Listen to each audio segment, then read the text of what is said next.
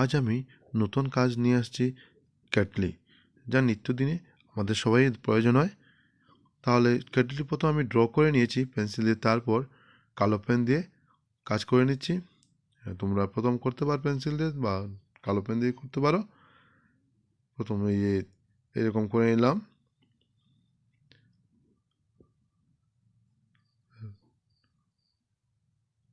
Curve করে দিয়ে দিলাম, দুই দিকে টানটাকে কার্ভ করে দিয়ে দিলাম।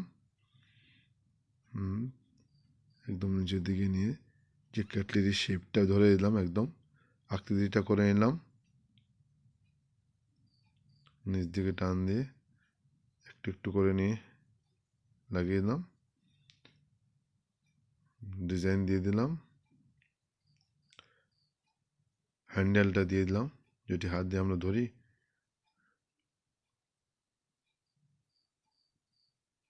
একবার ডান দিক থেকে দেবো, বাম দিক থেকে, এরকম করতে হবে তোমাদের।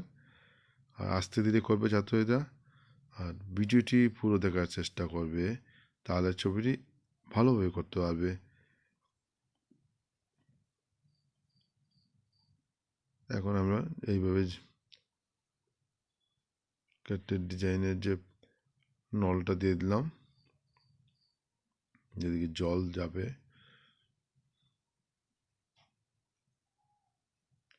তারপর স্কাই কালার, তোমরা ব্লু কালার দিয়ে কোনো একটা কালার দিয়ে রং করতে পারো। আমি স্কাই কালার দিয়ে করছি, স্কাই ব্লু দিয়ে। তারপর পিঙ্ক কালার দিয়েছি, বর্ডার সাইডে শেড রেখে, তারপর মধ্যে লাইট করে করতে হবে। তারপর আমি নিচের পোর্শনটা করে নিয়েছি স্কাই কালার দিয়েই, স্কাই ব্লু। বর্ডার লাইনটা ডিপ করে দিয়েছি, মধ্যেটা আস্তে আস্তে লাইট করে নেব। ছাত্রছাত্রীরা এইভাবে আস্তে আস্তে করতে হবে তোমাদের।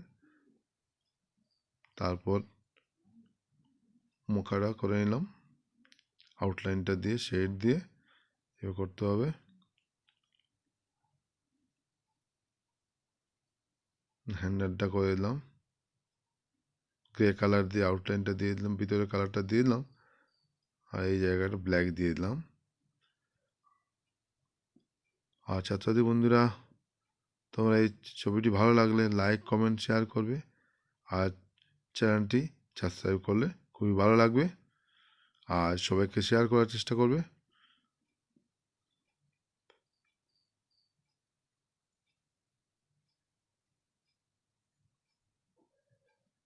এরকম করে ব্ল্যাক দিয়ে শেড দিয়ে দিলাম, আর আঙুলের থাম্ব দিয়ে আমরা রংটাকে একটু ছড়িয়ে দিলাম বা স্প্রেড করে দিলাম, তাহলে দেখতে সুন্দর হবে।